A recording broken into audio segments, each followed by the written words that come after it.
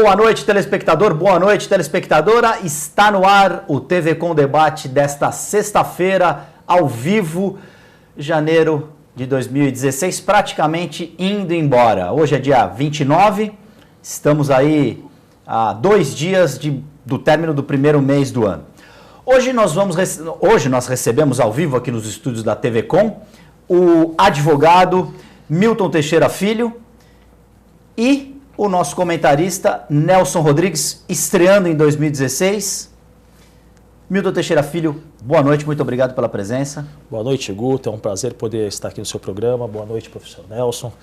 É uma honra poder compartilhar um pouquinho aqui de nossa experiência, falar um pouquinho sobre as nossas atribuições, o nosso dia a dia e poder levar aos telespectadores um pouquinho do que aprendemos ao longo de nossa vida. Milton Teixeira Filho, que é coordenador da Comissão de Estagiários da OAB Seção Santos, é também diretor jurídico da Universidade Santa Cecília e também acumula várias funções que ao longo desta hora nós vamos esmiuçar, porque tem muita coisa boa. Inclusive, ele tem uma iniciativa muito interessante que tem como objetivo melhorar a gestão e as coisas do Santos Futebol Clube. Boa noite, Nelson Rodrigues. Boa noite, Guto. É um prazer enorme poder estar aqui iniciando o ano, para mim, em seu programa, né?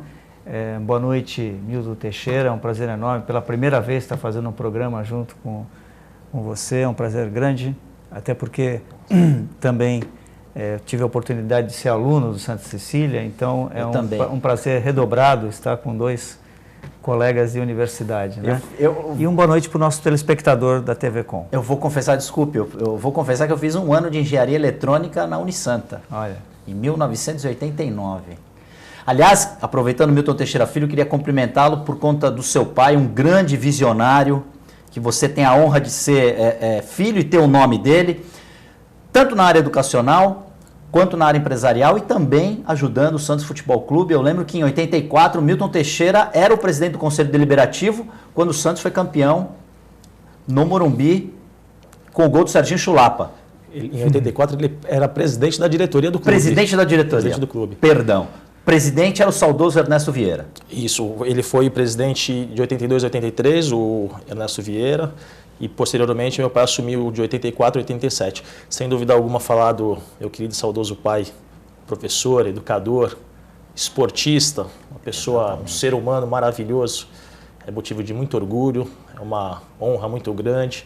E nós lembramos dele sempre com muita saudade, com muito afeto, com muito amor. Ele que era uma pessoa visionária, e ele que acreditou naquele seu sonho do pequeno colégio, que se transformou num grande polo educacional, de poder difundir a educação, de poder formar e preparar as pessoas, não só para o mercado de trabalho, mas principalmente prepará-las para a vida. Ele levou adiante esse seu sonho e depositou ali toda a sua fé e sua esperança na educação por um mundo melhor. E com certeza os frutos estão aí. Aliás, seu pai era um grande apaixonado também pelo esporte amador. Era uma figura que estava em todas as delegações dos Jogos Abertos, também grande apaixonado pelo esporte amador. Ele acreditava muito nessa somatória entre educação e esporte, até porque a educação é o meio pelo qual você transforma as pessoas. E o esporte é o meio pelo qual você prepara fisicamente e ao mesmo tempo você desvia ela de outros caminhos, por exemplo, as drogas ou até mesmo outras atividades ilícitas. E quando a pessoa está comprometida com o esporte, ela acaba levando o nome dela, acaba evoluindo e acaba enaltecendo o próprio país. Aliás, a Unisanta que é a meca da natação, com certeza os nadadores da Unisanta que forem para a seleção vão trazer medalhas na Olimpíada do Rio de Janeiro, Milton. Agora vamos falar desculpa, tinha que fazer essa homenagem, tinha que falar do seu pai. Seu pai é realmente uma figura importantíssima dentro da história da nossa cidade. A comissão de estagiários da OAB, como é que funcionou? Como é que foi a ideia de trazer criar uma comissão para auxiliar e apoiar o estagiário formando em direito? A comissão do estagiário da OAB Santos, ela foi criada nessa última gestão, na diretoria executiva do Dr. Rodrigo Julião, a quem cumprimento, a ele, a todos os membros da diretoria da nossa subseção de Santos. Eles desenvolveram um trabalho belíssimo, atuando com muita dedicação, com muita ética, com muito afinco em prol da nossa classe advocatícia. E ali surgiu a ideia de nós criarmos essa comissão para atender aos anseios dos alunos, dos acadêmicos das mais diversas faculdades de Direito aqui da região. Então essa é uma comissão recém-criada e ali nós conversamos com alunos de todas as faculdades para que eles possam participar, sugerir algumas ideias, algumas melhorias para a prática do estágio e encontrar alguns caminhos para que nós possamos atendê-los e melhorar, assim, a sua formação acadêmica e posteriormente profissional. O estágio ele é obrigatório, ele faz parte do currículo, ele tem que fazer o estágio. O estágio jurídico, sim. Dependendo da faculdade, ele pode ser um estágio opcional ou até obrigatório. Depende da grade curricular de cada curso. Nelson Rodrigues, eu achei uma iniciativa, e depois o Milton Teixeira Filho vai falar mais, porque tem um aplicativo que o estagiário pode entrar no site da OAB e ver ali as vagas disponíveis. Importante essa iniciativa para ajudar quem está começando na carreira, né? Olha, Guto, eu adorei escutar isso que o Milton falou, porque a gente conhece muita gente na cidade, até em outros municípios, e esse momento agora veio contemplar uma situação que num passado recente, conversando com várias pessoas, estudantes mesmo, conhecidos de faculdades de Direito, que até alguns me perguntavam ocasionalmente se eu sabia de algum escritório onde ele pudesse estagiar. Então, existiu e existe realmente uma demanda muito grande em relação a estágio. Eu que também, quando estudante universitário, em uma das universidades que eu fiz, vi a importância de estagiar para você poder encontrar a realidade do campo profissional, né, que você quer atuar. E eu me deparei com isso, Milton. Alguns estudantes que eu cheguei a conhecer, vários de universidades diferentes, sempre me pediam uma indicação que eu soubesse, pelo relacionamento social, de algum escritório que pudesse abrigar um estágio, porque tinham grande dificuldade, embora a gente tenha aí uma quantidade de advogados até razoavelmente grande na cidade, mas eles têm dificuldades reais de encontrar espaço para estágio. Eu acho que essa iniciativa colocada hoje aqui é brilhante, no sentido que vai dar o suporte para que esses estudantes possam ser conduzidos a essa condição.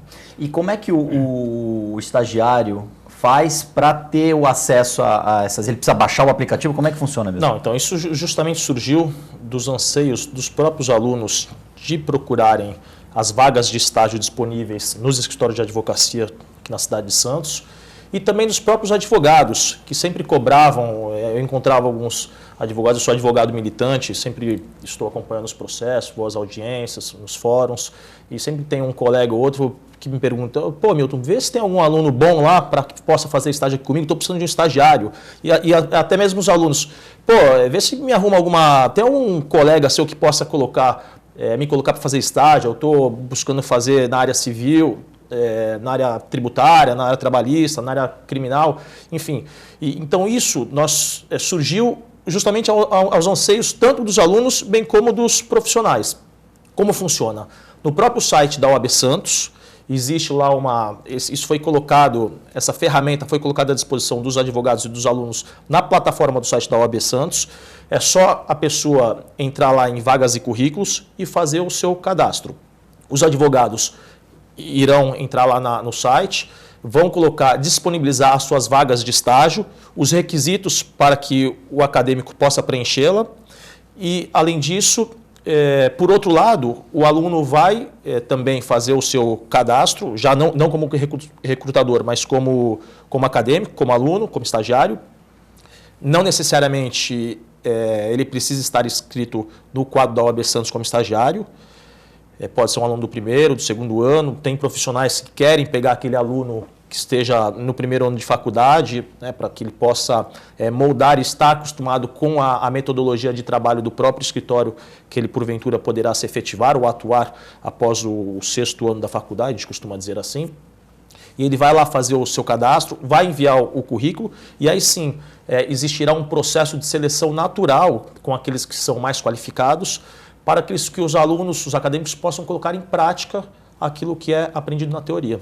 E aí ele fica nesse banco de dados, o nome dele ali fica no banco de dados à disposição. E há esse cruzamento de informações. Ele existe lá as vagas disponíveis, ele faz o cadastro e envia o seu currículo diretamente para aquele escritório de advocacia. Nelson, outras profissões, você acha que isso caberia em outras profissões? Eu acho que isso caberia. Eu até, aproveitando a presença do Milton, eu queria colocar para ele, se você me permite, a seguinte questão, não só em outras profissões, mas no advogado em particular. Nós tivemos aí uma discussão na sociedade, de uma maneira geral, em relação às universidades, do excesso de determinadas cadeiras em algumas universidades que levavam que o mercado ficasse saturado por alguns tipos de profissionais, né? Em relação ao advogado, por exemplo, a gente teria que ter um estudo que equacionasse a demanda da sociedade versus a quantidade de formandos, né?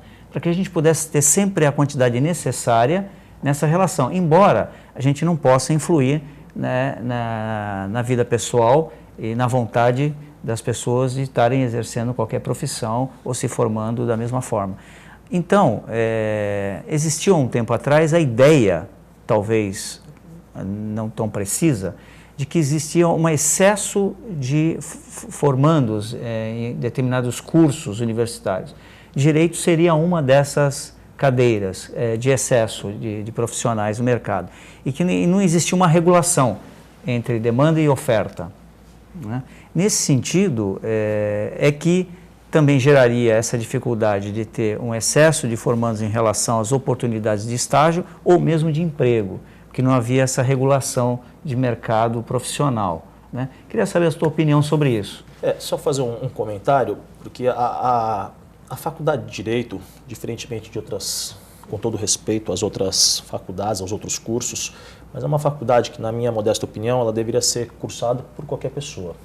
Até porque as relações jurídicas, elas estão presentes nas mais diversas situações do nosso dia a dia. E o que acontece também, por isso que há esse volume muito grande de alunos formandos, de profissionais que muitas vezes não atuam na área jurídica, é que pessoas que já militam em outras áreas do conhecimento, advogados, médicos, psicólogos, engenheiros, eles acabam cursando a faculdade de Direito para ter um conhecimento a mais sobre, até mesmo para praticar no seu próprio negócio. Sua vida diária. Na sua vida diária. Tem advogado que ele tem outras profissões, até porque não existe uma incompatibilidade, dependendo do caso, ele pode acumular, ser um médico e ser também um advogado. Mas não necessariamente ele vai exercer a advocacia. E além disso, a faculdade de Direito, ela abre uma série de caminhos para que aquele estudante, aquele formando, ele possa seguir. Ele pode ser advogado, ele pode ser delegado de polícia, ele pode ser defensor público, ele pode ser um promotor público, ele pode ser um magistrado, pode ser um procurador do município, do estado, da União, enfim. Então, existe uma gama de possibilidades para que aquele formando na área jurídica possa seguir o seu caminho. É bem verdade que todos nós temos um talento, uma aptidão, uma vocação a ser seguida. Todos nós temos. Uns descobrem esse talento mais cedo, outros descobrem um tanto mais tarde. E alguns mesmo até passam a vida sem descobrir qual que é a sua verdadeira vocação. Mas todos nós temos um talento, uma habilidade para desenvolver qualquer tipo de ofício, de acordo com as nossas características, de acordo com a nossa formação, enfim. E aí em cima eu também colocaria jornalista, que tem muito jornalista também que é formado em Direito e vice-versa, muito advogado que também vai fazer jornalismo. No começo do jornalismo, muitos advogados escreviam, eram os redatores da época, ainda não se tinha essa configuração de reportagem, do repórter, enfim. Então o jornalista, na maioria das vezes, era o bacharel em Direito ou o próprio advogado. Em cima do que você está falando, Milton, me corrija se estiver errado, o direito também ele não tem aquela questão da idade, lógico, salvo aquela pessoa que o concurso público que tem uma limitação de idade para determinada seleção. O advogado não, ele pode, por exemplo, ele está com 40 anos depois, como você citou, depois de ter concluído um outro curso, ele também ingressar na faculdade de Direito e aí se formar advogado, porque as nossas relações hoje, como você bem disse, são muitas das vezes relações que o advogado ele precisa até conhecer para poder, de repente, uma questão do inventário, uma questão, eu vou abrir uma firma, eu vou abrir um comércio, ter esse conhecimento na área do direito é importante, né? É importante para todas as pessoas, não só para o advogado. Nas mais diversas situações do nosso dia a dia, nós vemos que o direito está presente.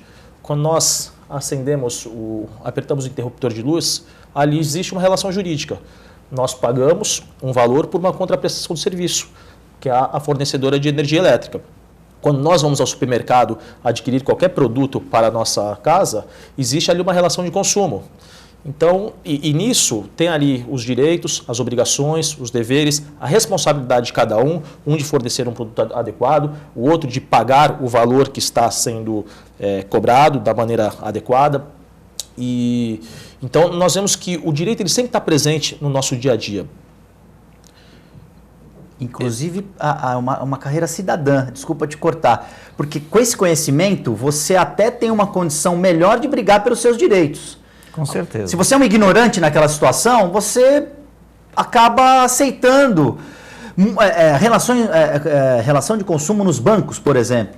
Uma pessoa que tem alguma formação ou a formação jurídica, ela já vai saber melhor contrapor, dialogar com a instituição bancária e muitas vezes a maioria das pessoas não consegue. Eu acho tão importante isso e concordo plenamente com o que foi colocado que eu até entendo, por opinião pessoal, que noções de direito dentro de uma matéria deva ser dado no ensino médio. Eu acho que nós teríamos que ter já, até porque, pela questão da cidadania, como foi colocado, noções de direito deviam fazer parte do currículo do ensino médio no país, né?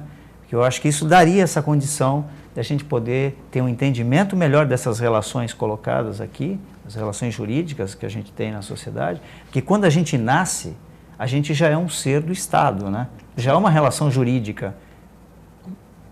A partir do nascimento, nós vamos ao cartório, somos registrados, já é uma relação jurídica. Passamos a existir de fato de direito. Existe até a interpretação de quando a pessoa está, a mulher está grávida, existe aquela expectativa de direito, a chamada expectativa de direito. E como se havia dito, para o advogado não existe um limite de idade para atuar. Então, a pessoa pode descobrir que ele quer militar na área jurídica a partir dos seus 40, 50 anos de idade, 60, 70, enfim. E outro ponto importante é que quando busca-se as carreiras públicas, as carreiras por meio dos concursos públicos, ali é garantido muitas vezes a estabilidade, coisa que na advocacia não tem. Por um lado, a pessoa vai ter aquele vencimento mensal ali na sua conta, naquela data determinada por lei. O advogado já não tem isso. Por outro lado, o sucesso do advogado depende apenas dele mesmo. Nós temos advogados que trabalham em causas com um valor pecuniário altíssimo e acaba ficando rico, né, com o seu próprio esforço e seu trabalho, diferentemente das outras carreiras, que existe uma limitação para receber os seus vencimentos, de acordo com o que está estipulado por lei.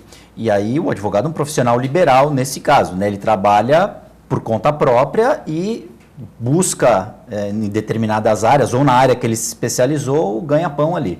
Ao passo que quem presta um concurso já tem essa estabilidade da carreira pública. Por um lado, tem aquelas garantias constitucionais, as garantias legais, tem aqueles seus vencimentos, a sua estabilidade, a sua segurança no pagamento de suas contas mensais. Por outro lado, o advogado tem a probabilidade e a possibilidade de poder chegar ao infinito. Basta ele é mais independente, apesar de ter essa vulnerabilidade, ele pode chegar no topo dos topos a partir do seu esforço, a partir da sua dedicação, do seu comprometimento e também da sorte. Quando o estudante conclui a faculdade, Milton, ele é bacharel em Direito. O bacharel em Direito, ele pode, por exemplo, fazer um concurso para delegado ou o concurso para delegado exige a OAB? Não, ele pode diretamente fazer um concurso para delegado. Dependendo da profissão, é necessário que exista um estágio acadêmico, um estágio jurídico. Por exemplo, a magistratura é necessário que exista um estágio, aí depende do que está no edital do próprio concurso. Tem algumas, aí depende da carreira que ele vai seguir, é necessário que ele tenha uma atuação. Porque tem profissões que ele precisa exercer a advocacia por 3 anos, ou exercer alguma atividade que seja compatível por 2 anos, 3 anos, vai depender muito do concurso escolhido e da carreira e do edital do concurso. Eu fiquei sabendo, viu, Nelson Rodrigues, recentemente que eu, na minha santa ignorância, eu achava que o delegado tinha que ter a OAB, prestar o exame da hora. O defensor público e o procurador, eles precisam. O juiz precisa? O juiz não. Aí depende do juiz, seja juiz federal, seja juiz estadual, ele precisa ter uma atividade jurídica, dependendo, ele pode ser que ele tenha que advogar ou não. Aí depende do que está previsto no edital. Perfeito. Em cima do que o Nelson falou, da formação dos estudantes, Milton, quantas faculdades de Direito nós temos aqui na nossa região? Na região? Temos a Unisanta, Unisantos, Unimonte, Unip, Exanc, Unaerp. Formam-se em média por ano de 700 a 800 profissionais da área jurídica, talvez um pouquinho mais, um pouquinho menos. Nós temos 4 exames de ordem que acontecem anualmente. Vamos fazer uma conta rápida aqui, eu acredito que metade desses profissionais sejam aprovados, sem contar aqueles que já estão tentando passar nos concursos que já formaram em anos anteriores. Então nós devemos ter aproximadamente 500 novos profissionais, advogados, ingressando no mercado de trabalho ano a ano. A gente conversou antes de começar o programa, é importante o exame da ordem, né? É importante porque muitas vezes... É até um contrassenso eu falar isso por trabalhar numa instituição de ensino, mas muitas vezes o profissional sai da faculdade carecendo até de um preparo, de uma experiência maior.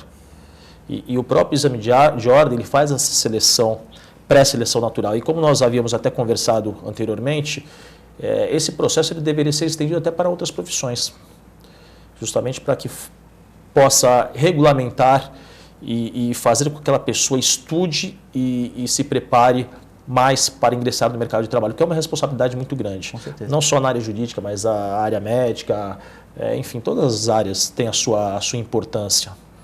Nelson Rodrigues, importante, né? Eu sou a favor de se ter um controle e aí, nesse tipo de exame, você obriga o candidato a saber pelo menos o mínimo, né? Não, sem dúvida. Eu acho que ocorreu um fato há poucos anos atrás, pouquíssimos, em relação à classe médica, que nós soubemos que houve aí Em relação a mais médicos? Não. Não, também. foi uma prova que fizeram por uma instituição médica e que muitos desses médicos não passaram nessa prova, né? Então, fazendo uma relação com a questão da prova da OAB, eu acho que é importante, porque não só premia aqueles que estudam, né? Porque não basta você cursar uma universidade para obter um canudo apenas, né? Você tem que se dedicar a uma profissão, você tem que conhecer o métier, ter o conhecimento necessário para que a sociedade possa ter em você um profissional que tenha respeito, qualidade de serviço, etc., né? Então, há uma responsabilidade jurídica profissional desse advogado, desse médico ou qualquer outra profissão. E às vezes a gente encontra, é lógico, é a minoria de cursos de direito ou mesmo de medicina ou de outras profissões que não tem a qualidade necessária e por isso tem até notas abaixo do esperado nas verificações do governo federal. E isso acaba, por outro lado, prejudicando a própria sociedade. Não só assim mesmo, aquele profissional que nos prepara adequadamente, mas também aquele profissional que acaba se formando e nos preparando adequadamente, como foi colocado pelo Milton, e não dando esse retorno para a sociedade, né? Então, é um investimento que não teve uma aplicabilidade ideal para a sociedade. Então, acho que isso é válido. E como eu até havia dito, novos profissionais na área jurídica são inseridos no mercado ano a ano. E o que vai me diferenciar desses profissionais que estão ingressando comigo no mercado de trabalho? Nós temos alguns requisitos básicos que nós devemos, como pessoa e como profissional, a seguir. nós devemos sempre estar bem informado. Aquela pessoa que lê os jornais, lê os noticiários, lê os acontecimentos regionais, nacionais e internacionais, quando ela falar sobre determinado assunto, ela vai falar com propriedade, saberá daquilo que está falando, vai se comunicar melhor. É importante fazer sempre o networking, toda a possibilidade de conversa, seja no mercado, seja na padaria, seja no bar, seja numa esquina com qualquer tipo de pessoa. Nós nunca podemos pré-julgar ninguém. E ali sempre podem surgir várias oportunidades, seja uma oportunidade de emprego, seja uma oportunidade de negócio, seja uma oportunidade profissional, ou até mesmo para adquirir sabedoria. Nem sempre aquela pessoa muitas pessoas que não têm instrução têm muita sabedoria. Né? A faculdade da vida. A faculdade da vida. Então, tem aquelas pessoas mais experimentadas que às vezes a gente conversa por alguns instantes e é uma coisa prazerosa e você acaba saindo dali enriquecido culturalmente falando, com aquelas experiências, com aquelas histórias, com aquelas lições de vida. Outro requisito que é importantíssimo para o profissional é estudar constantemente. O direito ele está em constante transformação, então é necessário buscar e conhecer essas alterações que ocorrem no ordenamento jurídico, essas transformações que ocorrem no cenário econômico, no cenário político, no cenário social. É preciso estar conectado com as coisas. É importante também utilizar as novas ferramentas tecnológicas para divulgar o seu trabalho, para divulgar a sua área de atuação, para buscar os seus objetivos de vida, enfim. E principalmente, ser metacompetente. O que vem a ser metacompetente? É ir além, é buscar fazer aquilo sempre com excelência. Aquilo que você se predispôs a fazer, você tem que fazer aquilo como se fosse a coisa mais importante do mundo. Sempre tem que buscar fazer aquilo com muita propriedade, com muita determinação, com muito afinco. E para concluir também, é importante sempre agir com ética. Isso já não é uma qualidade, mas é um dever. Nós temos sempre que agir de uma forma correta, com retidão, sempre respeitando o próximo, sempre pensar, projetar nas pessoas aquilo que nós queremos para nós mesmos. Senhores, eu vou fazer um rápido intervalo, o TV Com Debate volta em instantes.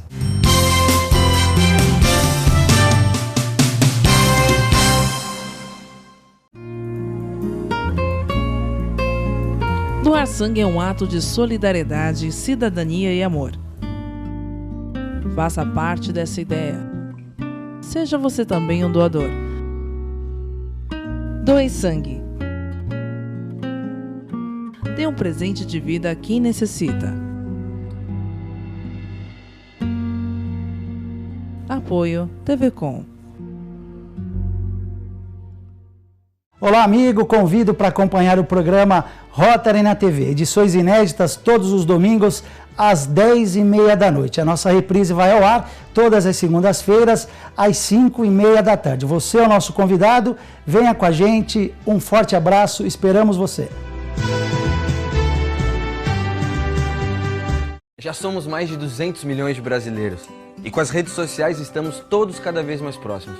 Nunca foi tão fácil nos conectarmos com as nossas bandas preferidas, encontrarmos pessoas que têm os mesmos interesses que os nossos. E para uma pessoa com câncer, essas conexões podem representar a esperança de conhecer um médico, um novo tratamento, uma história de sucesso. Às vezes uma pequena ajuda de alguém faz a gente seguir em frente. Por isso queremos que você conheça a rede social da Abrale, que veio para aproximar pacientes de todo o Brasil e dar suporte para cada um. É o lugar perfeito para encontrar amigos, parentes, médicos, trocar experiências, solidariedades. Acesse www.amaravida.com.br e faça parte dessa rede.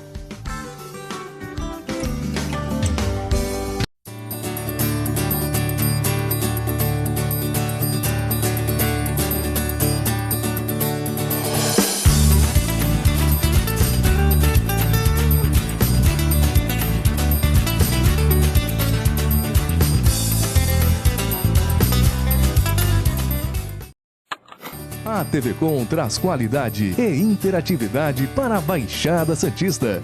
Nos preocupamos constantemente com a qualidade de nossas produções. Por isso, investimos em equipamentos e profissionais qualificados. Nosso estúdio é, sem dúvida, um dos mais bem equipados da região. São mais de 40 metros quadrados de tecnologia. TV Com, sempre com você. Porta.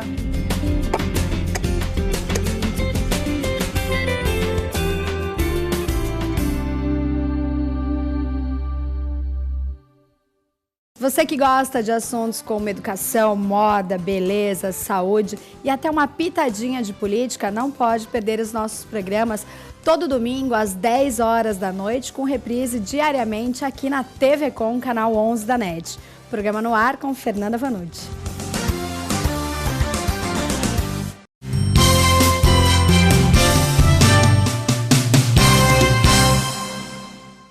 TV Com Debate está de volta. Hoje a gente recebe o advogado Milton Teixeira Filho e também Nelson Rodrigues. Agora nós vamos mudar o disco. Vamos falar do Santos Futebol Clube, de esporte, de futebol. Milton Teixeira Filho, que também comanda a Nação Santista. Milton Teixeira, explica pra gente o que é esse grupo, quais os objetivos, por favor. Este grupo, a Associação Nação Santista, surgiu quando o Santos passava por um momento muito difícil, o ano passado, quando sofremos aquela derrota por 4-1 para o Goiás, e discutindo algumas ideias com alguns amigos, com alguns associados do clube, alguns torcedores, acima de tudo apaixonados pelo Santos, assim como nós, surgiu a ideia então de criarmos uma associação para discutirmos assuntos de interesse do clube. Ali, alguns dos nossos objetivos é fazer a valorização e resgatar a nossa história, que ela é de tradição e glórias. Ela funciona também, as confraternizações e as nossas reuniões que fazemos periodicamente funcionam como uma oficina de ideias, funciona como um think tank, e ali nós discutimos algumas ideias, fazemos algumas sugestões, fazemos os elogios necessários também, e quando existe alguma crítica, que ela seja sempre construtiva, direcionando sempre o caminho que deve ser seguido, e essas ideias elas são sempre levadas periodicamente, eu sou conselheiro do clube também, é levado ao egrégio conselho deliberativo e ao comitê de gestão para que possam dar o rumo necessário nas mais diversas áreas, seja na questão de marketing, na questão jurídica, na questão do futebol profissional, na questão do futebol das categorias de base, seja nos benefícios para os associados, enfim, ali nós discutimos todos os assuntos que sejam de interesse do clube. E além disso, nós pensamos sempre no planejamento. É sempre importante ter um planejamento pensando nos próximos 30, 40 anos do nosso glorioso Santos Futebol Clube. Como fez há alguns anos o Barcelona, o Real Madrid, eles estavam na mesma situação que estão hoje os clubes brasileiros e hoje são essas potências que são para o futebol mundial. Antes de eu chamar o Nelson para a conversa, eu achei muito interessante essa última parte, lógico, a iniciativa é muito boa, mas pelo que eu entendi, definir o que vai ser o clube daqui a 30, 40 anos, a gente vai ter uma filosofia de jogo, o time vai jogar dessa forma, independentemente do técnico ou dos jogadores, ou seja, a gente vai trazer profissionais que se amoldem ao que a gente está definindo aqui como uma estrada para o caminho a ser seguido pelo clube, é isso? Vou mais além, não é só isso, é fazer um planejamento estratégico para o clube. O que vem a ser esse planejamento estratégico? É mostrar quais são os caminhos, quem somos, onde iremos querer estar daqui a alguns anos, como estará o Santos. Então, e para isso é necessário que haja um planejamento, é necessário adotar uma estratégia, independentemente de quem esteja dirigindo o clube, aquilo ali vai servir como uma diretriz, como uma base a ser seguida por aquele administrador. Essa é a ideia. Porque aí, Nelson, é como no poder público, na prefeitura, né? 4 anos, no máximo 8, aí o outro que vai entrar já vai desfazer o que o outro fez, quer dizer, não tem uma continuidade, e aí, no caso do clube, vai ficar patinando, e o Santos é uma marca mundialmente conhecida, tem muito mercado, tanto internamente como no exterior, né? Sem dúvida alguma. Hoje, as dificuldades que o Santos enfrenta tem a ver com a realidade do futebol brasileiro. Não é só o Santos. Hoje, os clubes brasileiros passam por grandes dificuldades financeiras, mas são dificuldades sanáveis. Nós somos uma grande fábrica de talentos, uma grande fábrica de revelações. E o Santos é um time predestinado. Dizem que o Raio não cai no mesmo lugar 2 vezes, mas na Vila Belmiro pode ter certeza que o Raio caiu várias vezes e continuará a cair. É uma filosofia, né, de apostar nas categorias de base. Nós devemos sempre nos preocupar. A base é uma das partes mais importantes que existe dentro da estrutura organizacional de um clube de futebol, porque dali que irão sair, ali que vai nascer os craques, ali que surgirá os talentos, as grandes revelações para o Brasil e para o mundo. E muita gente, a maioria, é bom falar, estando aqui com o Milton, o Santos sempre apostou nas categorias de base em jogadores jovens pouco conhecidos. 1978, para a gente não voltar tanto no tempo, 1978, com aquele time que tinha Juari, Newton Batata, Rubens Feijão, Juari, um centroavante, apesar da pouca estatura, muito bom, João Paulo, Pita, quer dizer, era um timaço. Mais para frente, o seu irmão, Marcelo Teixeira, também montou um time que tinha Diego, tinha Robinho, tinha Emerson Leão, que, olha, eu vou trabalhar com essa molecada aqui porque a molecada tem talento. Começou um pouquinho antes, começou em 2000, quando ele trouxe aqueles medalhões, aqueles atletas já conceituados, que foram importantes para que esses meninos eles pudessem amadurecer e aprender mais rápido. Mas a grande revelação mesmo, sem dúvida, foram os meninos da Vila. Ao longo da história, nós tivemos outras gerações de talentos que foram criadas aqui. O Santos sempre teve essa importância, essa missão de revelar grandes talentos para o futebol. E sempre foi com os meninos, tanto é que o slogan do 100 anos é Meninos para Sempre. E acho isso uma coisa muito curiosa, uma coisa muito importante, porque às vezes as pessoas, nós temos que contratar jogadores, nós temos que trazer não sei quem, nós temos que fazer isso, fazer aquilo. Nós temos que nos preocupar em fazer as pessoas nascerem, plantar essa sementinha, regar, para que nós possamos colher. Esse é o trabalho que deve ser feito. Nelson, eu achei fundamental o que ele falou, projetar e planejar um time para 30, 40 anos. Para mim isso é magnífico. Tomara que você continue como dirigente também, como seu pai e seu irmão, porque é uma mentalidade completamente diferente. Olha, eu como santista roxo, né, não sou eu, como grande parte da minha família, só fico feliz em saber que isso está sendo feito. Agora, é uma associação, né, Milton? É uma associação. Essa associação, juridicamente constituída como associação, né, ela tem um caráter propositivo ao clube, né? Ela é independente, né, do clube, mas tem um caráter propositivo e um relacionamento com o clube. Seria o relacionamento entre a associação e o clube. É de propor. Né? Nós servimos ali como um interlocutor, realmente como interlocutor. Só para me entender como é que funciona. É uma associação como outras associações relacionadas ao Santos. Surgiu, como eu havia dito, em julho do ano passado, no momento que o Santos passava por grandes dificuldades. E ali o objetivo é nós discutirmos as ideias e levarmos sempre ao clube. Por meio das reuniões do Conselho Deliberativo ou até mesmo de uma maneira formal diretamente ao Comitê de Gestão. No caso Você quer falar, Nelson? Não, eu só ia complementar, se você me permite. Eu queria entender como é que funcionava a relação entre a associação e o clube, né? São duas entidades jurídicas diferentes, distintas, e como que seria uma coisa em relação à outra, e o mecanismo que é utilizado para esse fim, né? Que é a propositura, né? Mas a organização e o método a ser aplicado de cada proposta é feita por quem? Pelo clube. Não. As ideias que são discutidas ali nós levamos ao clube. É claro que nós não temos nenhuma interferência direta na administração do clube. Então essas ideias são decididas pelo Conselho Deliberativo e se deliberadas, serão desenvolvidas com o projeto? Aí depende do tipo de ideia. Tem algumas coisas que podem ser definidas diretamente pelo próprio Comitê de Gestão. O Comitê de Gestão ele tem as suas definições regulamentadas no regimento interno do clube, no Estatuto Social também, e ali está discriminado quais são as suas atribuições. As nossas ideias, o que nós queremos sempre é contribuir para o engrandecimento do clube. Perfeito. Nós, como apaixonados que somos, nós levamos ali algumas ideias que nós vemos que às vezes são detalhes que não estão sendo adotados, ou alguma coisa que pode ser adotada pelo clube, para que aprimorar. Justamente essa melhoria, para que haja esse aprimoramento na questão de gestão, na questão administrativa, na questão do futebol profissional. E nós levamos essas ideias, levamos de uma forma formal. Nós discutimos entre os membros da Nação Santista, fazemos ali a nossa ata, somos constituídos como uma associação, formalmente falando, e nessas nossas reuniões, aquilo que é deliberado entre nós, eu acabo servindo como um interlocutor e levo sempre ao egrégio Conselho Deliberativo e ao Comitê de Gestão, para que eles possam seguir ou não. Né? Claro, às vezes eles, o que pode ser uma ideia nossa que porventura possamos achar que seja interessante para o clube, o administrador pode entender que não seja.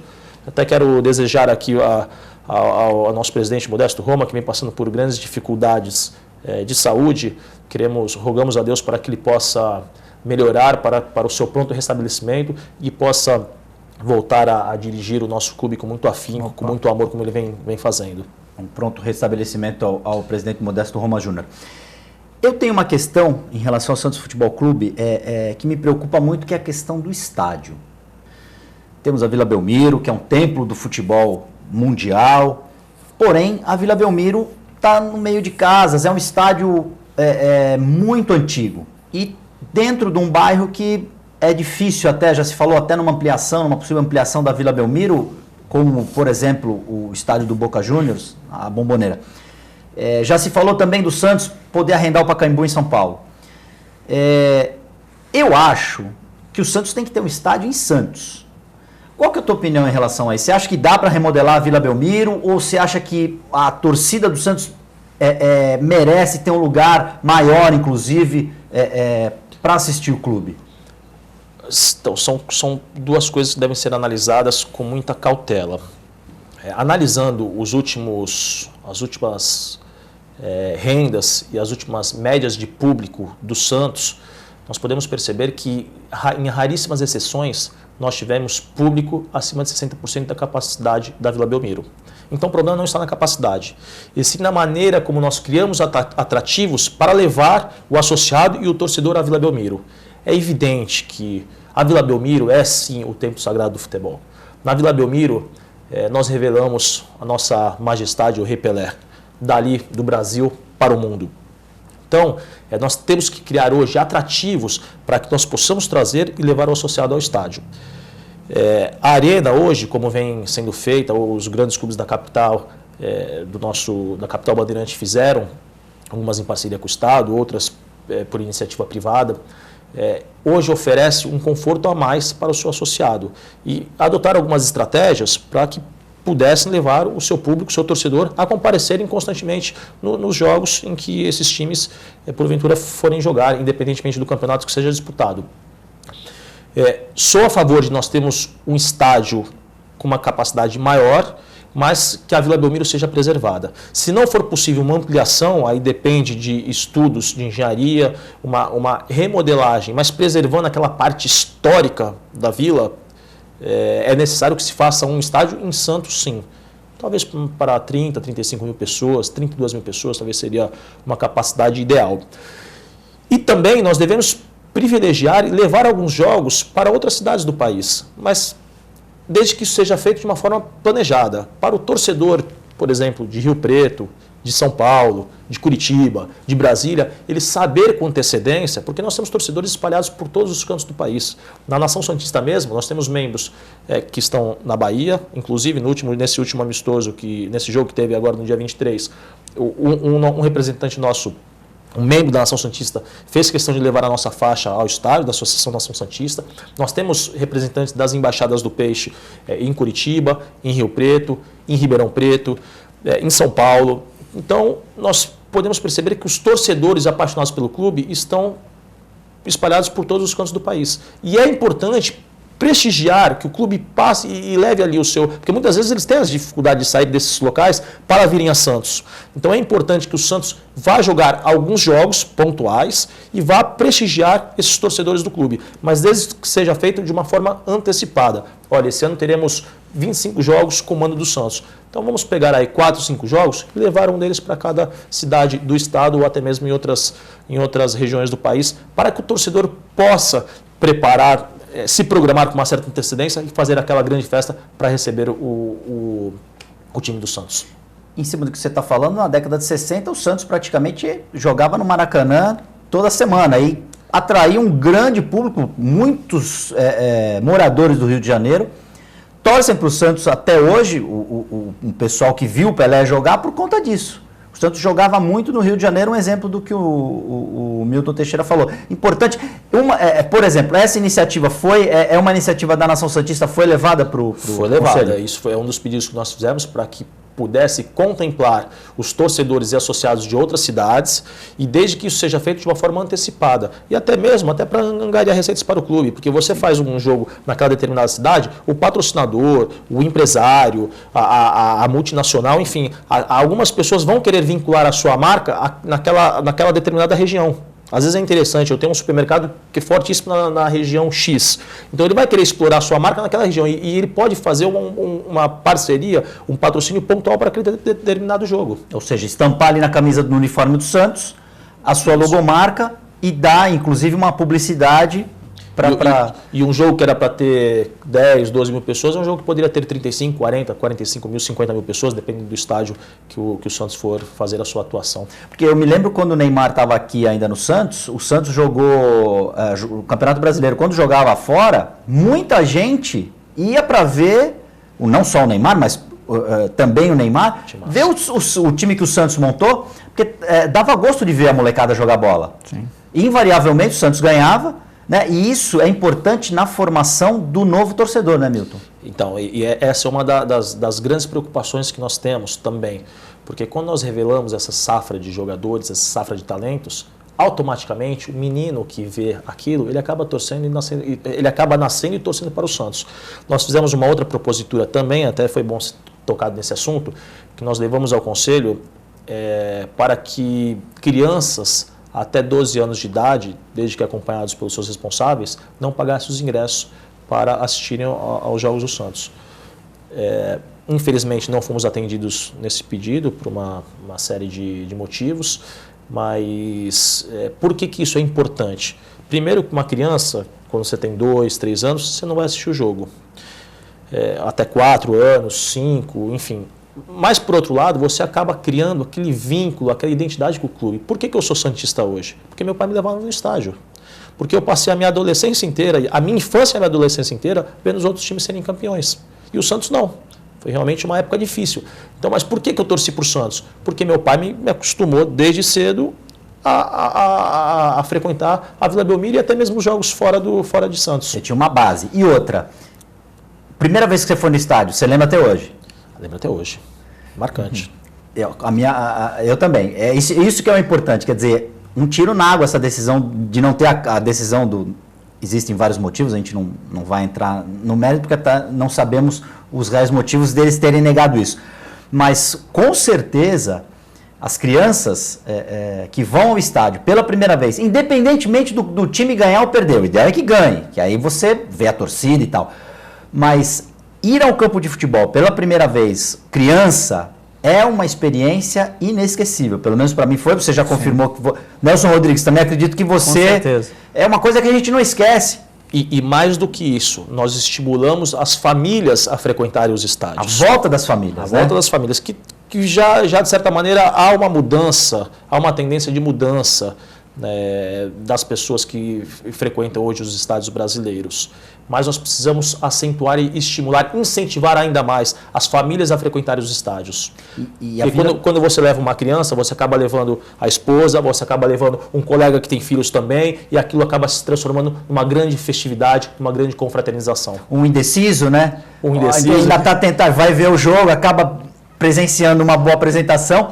Vou voltar de novo ao seu pai, porque seu pai também gostava dessa questão da família, e ele dizia que as famílias antigamente iam à Vila Belmiro, todas no bonde, iam os pais, as senhoras, as crianças. Quer dizer, o futebol precisa trazer de volta esse ambiente familiar para os estádios. E na Vila Belmiro, Nelson, não sei se você já teve a oportunidade de assistir um jogo lá, o camarote na Vila Belmiro, ali na beira do campo, é um espetáculo. Você está praticamente no campo.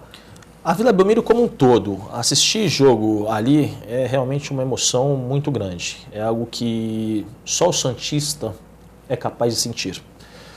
Eu cansei de ver inúmeros jogos dentro da Vila, em outros estádios também, mas a emoção de ver o Santos jogar ali é uma coisa única, é indescritível.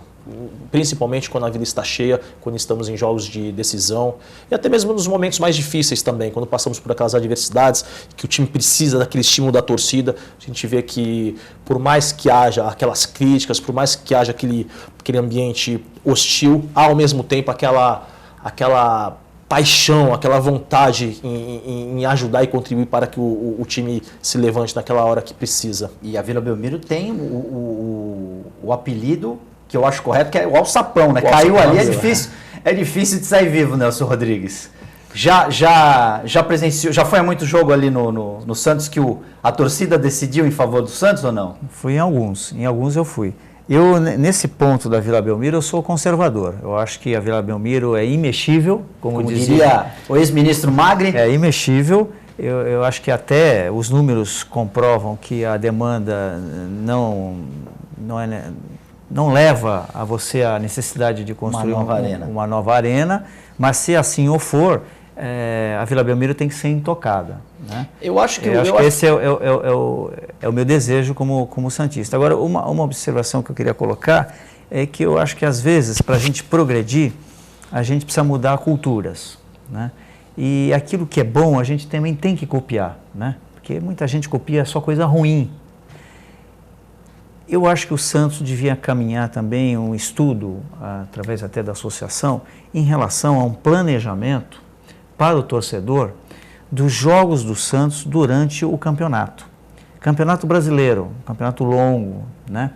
Ele podia ter, assim como em determinados times europeus, quase na totalidade, formas de você pagar o campeonato que garantisse a sua presença no estádio, né, antecipado, inclusive fazendo uma antecipação de receita para o clube e uma antecipação de presença no show, que é uma partida de futebol, é um show. Nada mais que um espetáculo. Então, se ele tiver a condição, aqueles que eu tenho, de pagar um carnê, pagar um boleto, alguma coisa que garanta que no campeonato ele pode, como torcedor, se programar. Eu quero ver jogo A, B, C, D.